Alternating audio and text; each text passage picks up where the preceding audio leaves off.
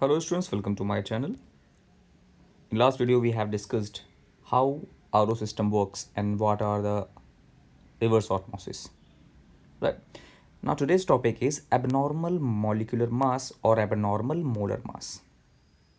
जितना भी आपने पढ़ा है colligative properties, four colligative properties were there: relative lowering of vapor pressure, elevation of boiling point, depression of freezing point, and osmotic pressure. Now the topic is abnormal. Why the term abnormal is used? That is depend on the dissociation, association and the salt formation in the solution, right? आपने कोई भी solute अगर किसी liquid में डाला है तो उसका एसोसिएशन होगा, डिसोसिएशन होगा या किसी टाइप का सॉल्ट बन जाएगा. ये डिपेंड करेगा किस टाइप का कॉलिगेटिव प्रॉपर्टी वो शो करेगा. ध्यान से देखें, एबनॉर्मल मॉलिक्यूलर मास हो जाने की वजह से क्यों होगा? डिसोसिएशन एसोसिएशन की वजह से. तो कॉलिगेटिव प्रॉपर्टीज में भी चेंज आएंगे. तो क्या लिखा है टर्म जरा समझें. Colligative properties are properties that depend solely on the number of dissolved solute particles. वैसे भी हमने क्या पढ़ा था कि colligative properties are directly proportional to the number of solute particles and not their identity और नेचर. ये अंडरस्टूड था. अब जरा हम डिस्कशन करें कि एबनॉर्मल कैसे टर्म ले लेते हैं.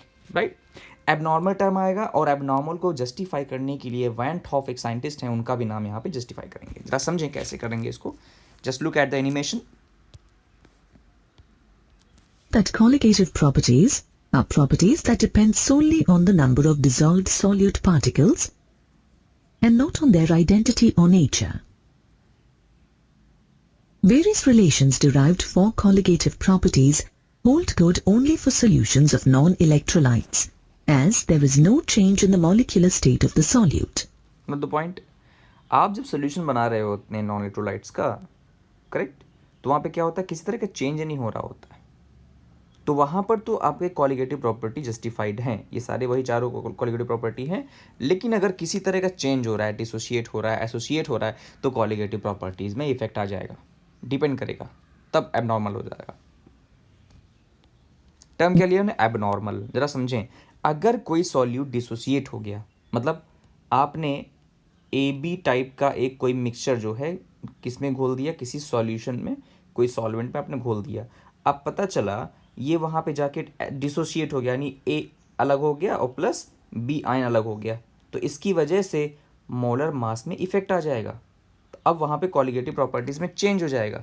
और जैसे कॉलिगेटिव प्रॉपर्टीज़ में चेंज हो जाएगा तो उसे हम लोग क्या बोलेंगे? Abnormal molar mass. जरा समझें. When a solute undergoes dissociation or association in a solution. दो बात क्लियर है ना? देखें, डिसोसिएशन मतलब क्या होता है? जब ये देखें ए बी है, ए बी सोल्यूशन में जाकर ए माइनस और बी प्लस अलग अलग हो गए, आयंस में कन्वर्ट हो गए.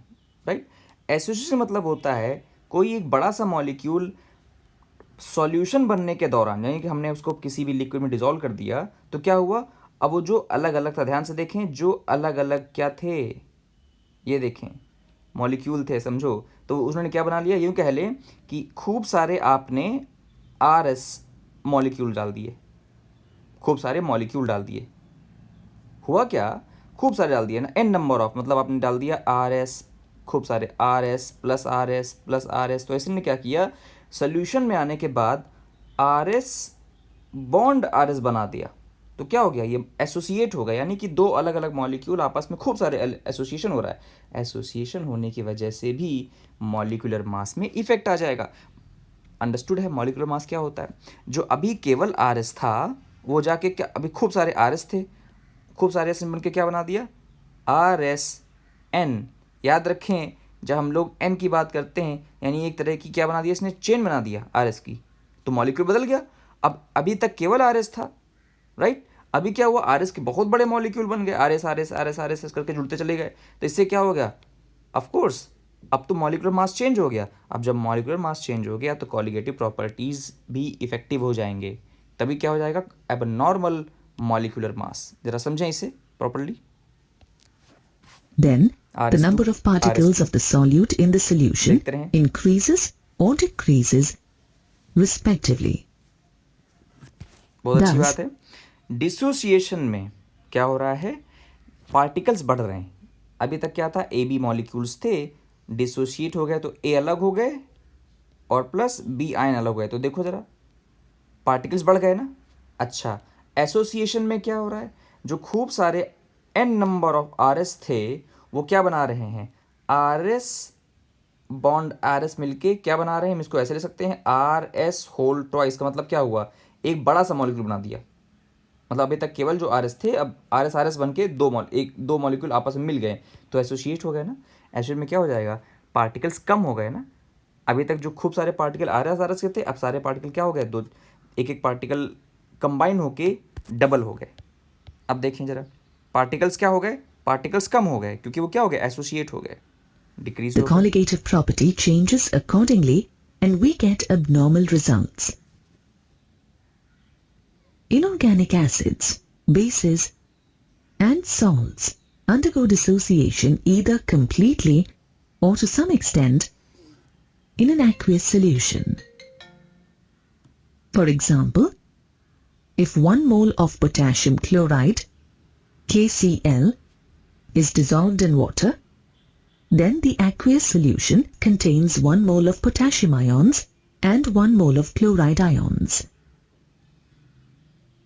In such cases, the number of effective particles in the solution increases, and therefore, the observed colligative properties like osmotic pressure, elevation of boiling point, and depression of freezing point are much higher than those calculated on the basis of undissociated single molecules.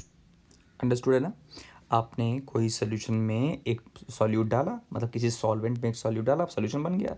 अभी तक जो खाली के आई का molecules थे वो dissociate होकर क्या हो गए, के मॉलिक्यूल अलग हो गए, क्लोरीन मॉलिक्यूल अलग हो गए। अब यहाँ पे आपने भले ही एक मोल मिलाया था, याद रखेंगे, एक मोल के आई का मतलब हुआ जनाब, जरा समझे इसे, एक मोल पोटेशियम भी और एक मोल क्लोरीन भी, ये मोल कंसेप्ट के अकॉर्डिंग होता है।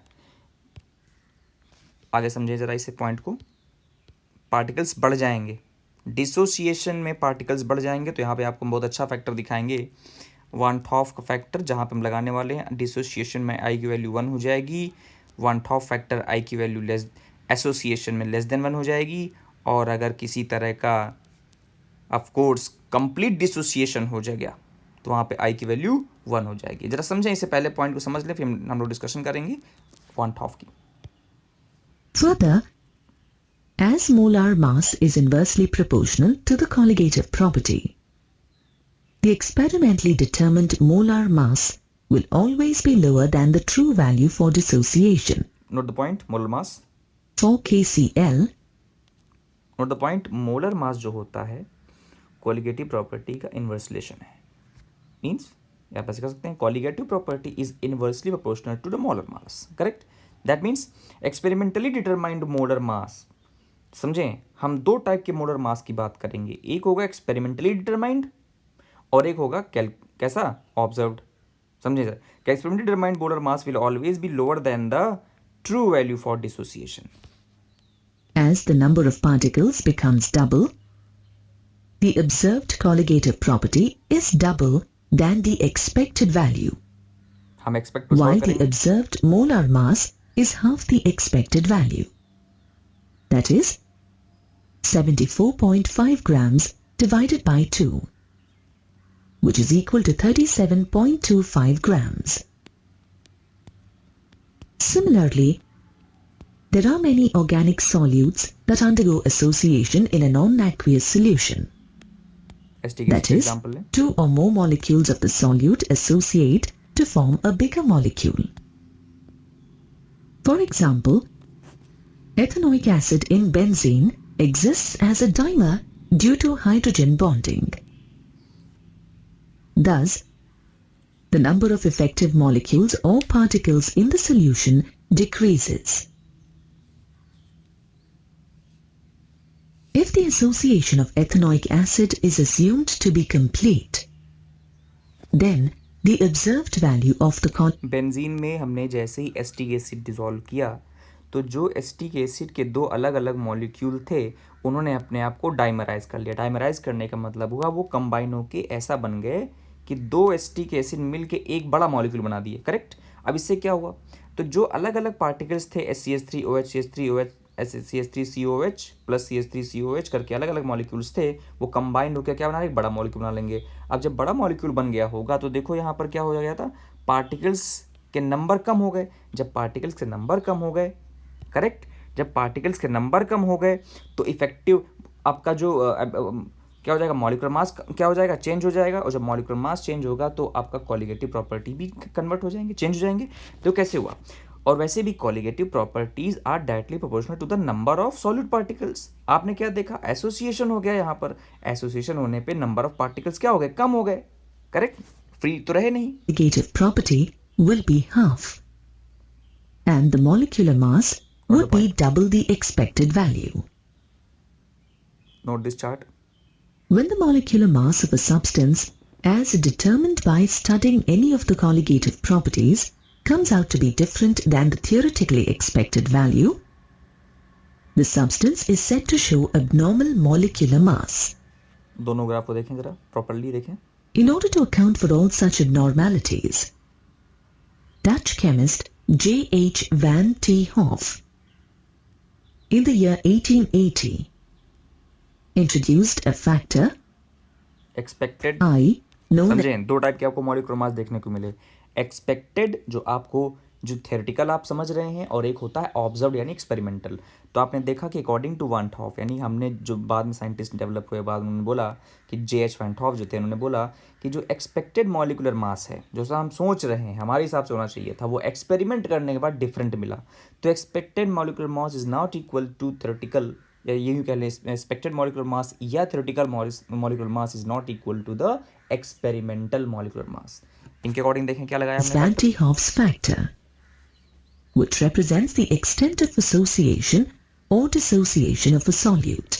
Note the point, van't Hoff factor. उन्होंने कहा कि अगर वैंट हॉफ फैक्टर दो टाइप के लिए लगाए, for the solution you can see which are in dissociation, correct, या फिर जो सॉलिड पार्टिकल कैसे क्या हो रहे थे, एसोसिएशन हो रहा था, तो वॉन्ट ऑफ फैक्टर दोनों के लिए अप्लाई किया जाएगा, एसोसिएशन टाइप के सोल्यूशन में या डिसोसिएशन टाइप के सोल्यूशन में, right, extension of association and dissociation.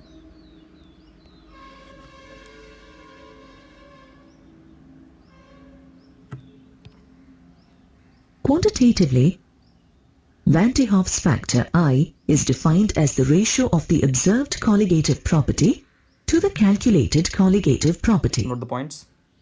Observed Thus, upon The calculated. expression for I can be written as I equal to the observed colligative property divided by the calculated colligative property. यहीं से आपका numerical शुरू होगा।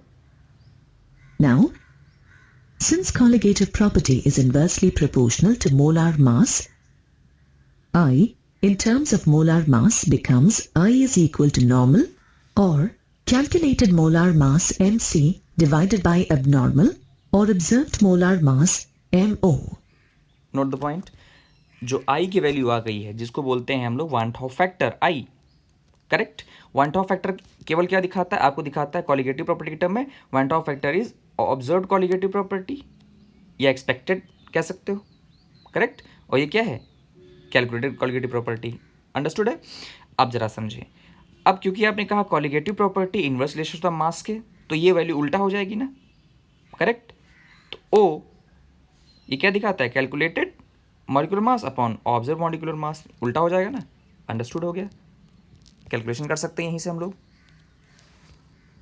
Further, as the colligative property depends directly on the number of particles present in a solution, it can also be written as I is equal to total number of moles of particles after association or dissociation divided by number of moles of particles before association or dissociation.